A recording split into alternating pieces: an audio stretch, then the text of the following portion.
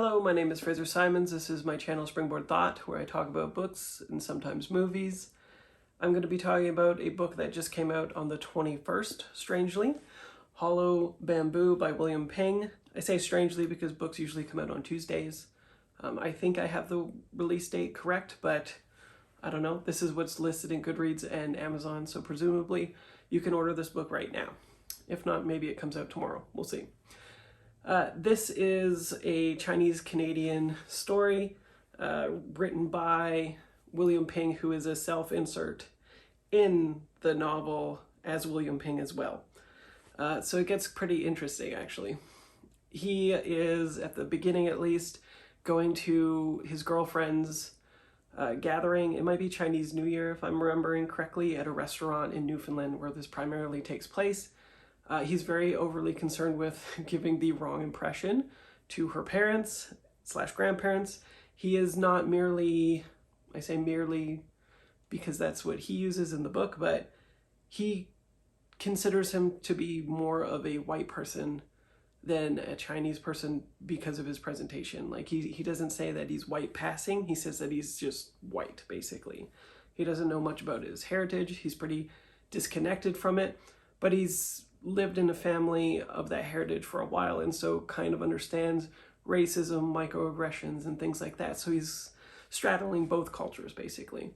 During the events of the dinner, some of which don't go so well for him, he eventually needs to go to the washroom, and a strange event occurs, like a supernatural event, basically, in which a demon or a ghost, a supernatural being, pops up when he finds a letter from the past, and he is like sucked into the past, not as a like hallucination, but apparently brought back specifically to the past as it is occurring, but as a sort of specter. So it's sort of like a Ghosts of Christmas Past thing going on. He can kind of affect things, but the spirit really doesn't like that if he does that, so he learns quickly not to do it.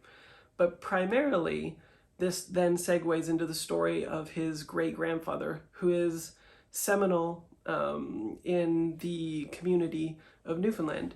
And the interesting thing is, his grandfather was an actual person. He is talking about a person that he's researched, has talked to his friends and family about. He's gone through records, he's watched videos on him, so he's done extensive research, and so he's seemingly mining his own past for a connection to his own heritage, which is then being done in the auto-fiction component of the book as well.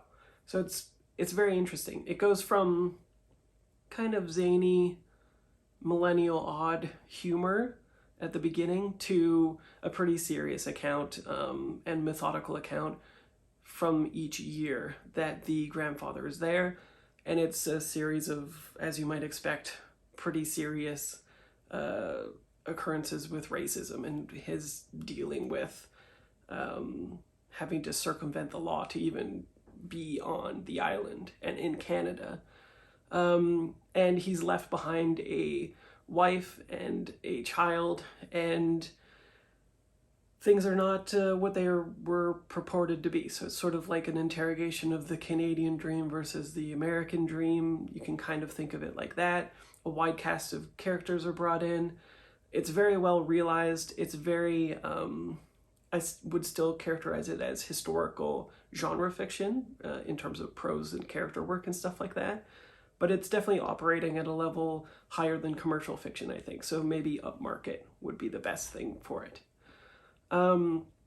I thought it was really great at propelling the story along. The flow is excellent. I was personally relieved when the humor component was removed, just because if you're watching my channel, maybe you know, I'm not super interested in humor injected into my books generally. There's some exceptions, and there is some funny jokes in this. I just prefer it to be more serious. So it was a very welcome intrusion, I guess, into this man's life. And there's the funniest thing that happens actually is the ghost removes his first person perspective privileges, is what he actually says. And from then on, we don't ever see William Ping commenting on his grandfather's story, which he does at the beginning a little bit. He is sort of subjected to what we are consuming on the page as well. So it's a very interesting book. I gave it 4 out of 5 stars. In some ways, it's clearly like a debut, but I think this is a person to watch. I think his craft is only going to get better. I'd be very interested to see what he does next, especially if it's like a literary book.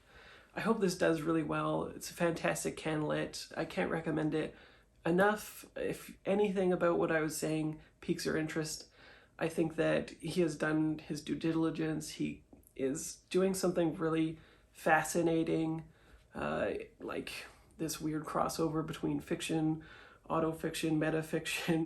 Yeah, I would urge you to pick it up.